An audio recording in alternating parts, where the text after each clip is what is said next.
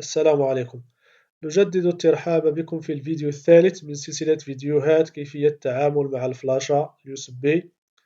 خصصنا الفيديو الأول لكيفية سحب ملفات من USB بها فيروسات بأمان دون فتحها. أما الفيديو الثاني فكان موضوعه كيفية حماية USB من الفيروسات. إذا فاتك مشاهدة الفيديو الأول والثاني ستجد الروابط أسفل هذا الفيديو في صندوق الوصف.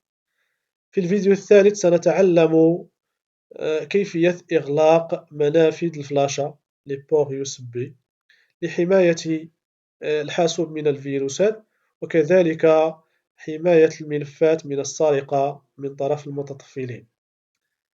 لهذا الغرض سنحتاج إلى برنامج صغير الحجم يدعى Windows USB Blocker. سأضع لكم كذلك رابط صفحة ديال التحميل أسفل هذا الفيديو. عند الدخول إلى الصفحة ننقر على download now.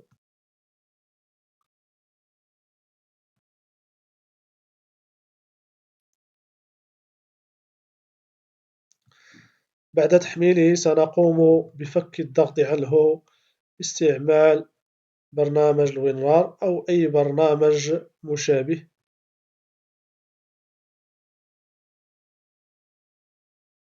إذن هذا البرنامج فهو برنامج محمول لا يحتاج إلى تثبيت.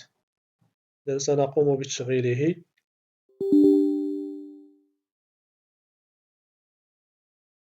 إذن هذا هو البرنامج.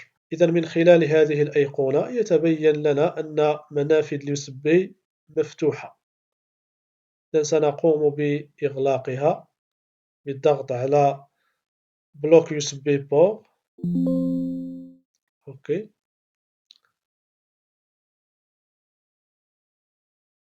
سنقوم بتركيب اليوسبي على أحد المنافذ. لاحظوا معي لم تظهر. ولفتح منافذ اليوسبي سنستعمل نفس البرنامج بالضغط على Unblock USB port. إذا كما لاحظتم أيقونة هذا الزر تغيرت، يعني أن المنافذ مفتوحة. سنقوم بتركيب اليوسبي على أحد المنافذ. إذا كما لاحظتم منافذ اليوسبي فتحت من جديد. إذا في الأخير نشكركم على حسن المتابعة، وإلى فيديو جديد إن شاء الله.